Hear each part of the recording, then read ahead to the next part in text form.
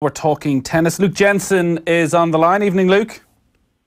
How you doing tonight? Very well. So we're heading towards the finals of the Australian Open. Rafa Nadal is through in the men's section. He'll play quite possibly once again Novak Djokovic, provided Djokovic comes through against the 28th seed Lucas Pouillet tomorrow morning. But the ladies' final is set in stone. It's Naomi Osaka, the US Open champion, up against the comeback kid Petra Kvitova.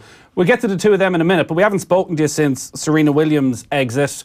Looking to win an 8th Australian Open title, a 24th Grand Slam. She's 5-1 up in the final set against Pliskova, and she picks up an ankle injury, refuses to call on the trainer and end up losing the match. What was your take on it all? Remember, on the first serve of that very point, she had a match point, and she went for a big first serve and was called on a foot fault. And if you know the Serena Williams history, back at the U.S. Open a few years ago against Kim Clijsters, she was called for a foot fault, and she had some abusive comments and was defaulted from that match. So there's a lot of history going into that foot fault. She misses that, obviously. She gets called for the foot fault, makes the second serve, and in that point, she rolls her left ankle. She was never the same, to the point where she never won another point on her serve, which is considered the best serve in women's tennis history, and she never won another point for the remainder of the match. To me, she made a huge tactical blunder by not calling a trainer at 5-2 and somehow getting it rewrapped. Take a moment just to group yourself mentally. But she didn't, and she just let the match get away from her. And, in my mind, the greatest female tennis player of all time loses a 5-1 lead in the third, which is unheard of with the great ones. Do you think part of it then was, you mentioned the Clijsters incident, but also what happened with Naomi Osaka in the US Open final and all the controversy and the boos and the fallout from that in a weird way, despite all her experience, she didn't want to draw more attention on herself? She didn't want it to be slightly tainted by bringing on the trainer? She's never... Her and Venus really don't use the trainers that much. They don't even, the whole thing last year with coaching... They may have been coaching her, and her coach said that he was coaching. She doesn't really look at the box. She doesn't really take the coaching like Venus. They're just a different kettle of fish. And so to me, I think she thought she could tough it out. I don't think the Naomi Osaka situation in the next round or what happened at the U.S. Open played into it. I just didn't think she truly thought through the situation, because as soon as you get injured, you have to think a different way. You have to kind of micromanage every step and every swing because you're an injured athlete.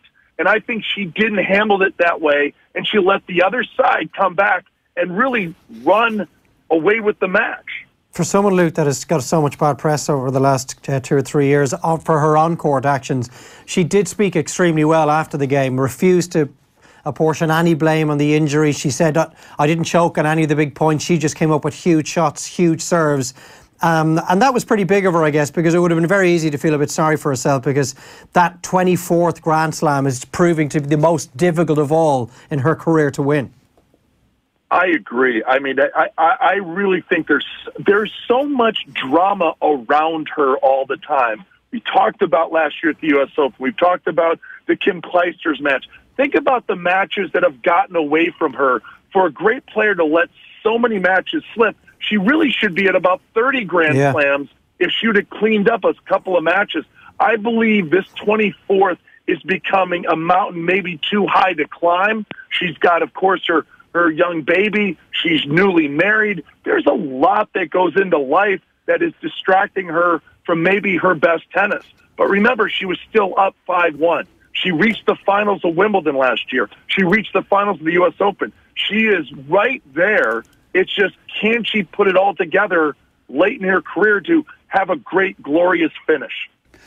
Either way, I think there's going to be a good storyline out of this final, though, with Naomi Osaka. She's becoming the first female player to reach the final at her next slam, following a maiden major win since Jennifer Capriati back in 2001. So maybe if she goes on and wins this as well, we're seeing the heir to the throne from Serena, or Petra Kvitova, whose career looked to be over after she was a victim of a stabbing attack back in 2016, to get back to a Grand Slam final. Like, what a story it would be if she ended up winning this. There's so many stories within this match. I am so excited Both competitors are at different stages of their career. Kvitova is a two-time Wimbledon singles champion who, with that attack, it wasn't just the trauma, the mental trauma. She had physical trauma. There was some doubt that she would even be able to play tennis again, but through some aggressive rehab, she is now at an elite level. She's also gotten herself extremely fit, watched her nutritional choices, has really gotten into the gym, and now you see a better athlete competing with all that power and all that experience. Naomi Osaka is really the next Serena Williams. This is the real deal. And when I say that, watch her demeanor, watch her temperament, not when things are going well, but when things are not going well, when she's missing shots, when she loses the second set in the semifinals and she comes storming back in the third. It's how champions define themselves under pressure when things are going the wrong way, how they're able to use their talent both physically and most importantly mentally to turn it around. I'm more impressed with her temperament than anything else. She reminds me a lot mentally and emotionally of a Chris Evert that was so laser focused as a mentally tough athlete, and Osaka has that talent. When you're talking about her then as the next Serena, can we take it that you expect her to win?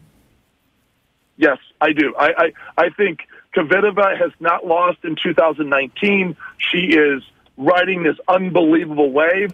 But when you watch Kvitova, she's nothing but offense. Osaka has the defensive components of speed and I talked about temperament, but also shot selection. When she's in a corner, she's just not going for winners. The key component when you're watching this match is watch how Osaka is able to absorb punishment from Kvitova's racket and redirect it and now put Kvitova on the defensive where Kvitova does not move well. She doesn't have the right shot selection. When Kvitova is out of position, she goes for winners. And under pressure on such a big stage, usually that goes to the better defender. It did at the U.S. Open. Think about it was Osaka versus Serena Williams. Serena was ripping shots left and right, and Osaka absorbed the punishment, was able to get enough balls back and force Serena Williams to play poorly. I see the very same situation happening, and I think it will be straight sets for Osaka. Luke, clock's against us, so a quick question on the men's. If the form goes as we would expect, Novak Djokovic will beat the 28 seed Lucas Pouille, and that will set up another Nadal-Djokovic final. And just an interesting line from Tsitsipas, who was obviously the player who knocked out Federer, hammered by Nadal, and after the match he said it felt like a different dimension of tennis completely. And it was just like he had just run into a freight train that he thought he was capable of dealing with. How well is Nadal playing at the moment, and how do you measure him against Djokovic right now? So it's very interesting. The Australian Open went to a brand new tennis ball, new brand this year, new sponsorship for the tennis ball. It's faster. How does that help Nadal's ball? He swings faster than anybody else in the history of the game. That massive amount of topspin is being hit by a truck every time you try to return that ball. Tsitsipas was kind of talking about it's a different animal, a beast, when you're trying to get that guy's ball back. Now, of course, when you talk about Djokovic or Federer, these are tremendous players, but they hit the same speed as other players you can practice with and train with. No one in the history of the game has played with so much force, left-handed, tremendous topspin, and, of course, the physical strength of a 6'2", 190-pound animal that just ripping the cover off the ball. I believe, you look at the game within the game. Federer has 20 Grand Slams, 17 with Nadal. If Nadal wins this tournament, he's at 18. He's within striking distance of Federer. Federer's feeling that heat. Well, let's flip it the other way. Djokovic is at the top of his game right now, too. He won Wimbledon. He won the U.S. Open in 2018. If he wins here, he's at 14 right now, tied with Pete Sampras. He gets to 15. He can see those two guys in front of him. It's an unbelievable race to watch. Just finally on Nadal, it's a decade since he won his only Australian Open title. He's lost 3 finals since then. In fact, the last 3 Grand Slam finals he's been beaten in have been at the Australian Open. Is there any sense with Nadal, watching him over the last couple of weeks, that leading into this final there might be some scar tissue from those defeats? Not at all. He's one of the most mentally tough players in the history of our game. He always is able to kind of forget the bad shots or forget the bad memories. Remember, the last time he was in the final was 2017, and he had Federer up 3-1 in the fifth. He let that one get away. And so that, to me, gives him confidence and a competitor confidence. Like, listen, I'm at the doorstep. And here's another note. If he wins here, he'll be the only player in men's history to win all the Grand Slams 2 times. Federer's only won 1 French. You look at, around with all the great players, they've only won, there's always one little kind of Achilles heel. Nadal will close that gap and have a player that's won 11 Frenches and at least 2 majors of the others. That's a tremendous career that really kind of, he's writing a book that says, maybe I'm the greatest of all time. Promises to be a brilliant finals weekend down in Melbourne. Luke, enjoy it. Hopefully we get a chance to talk to you next week. I love Ireland. We love you, Luke.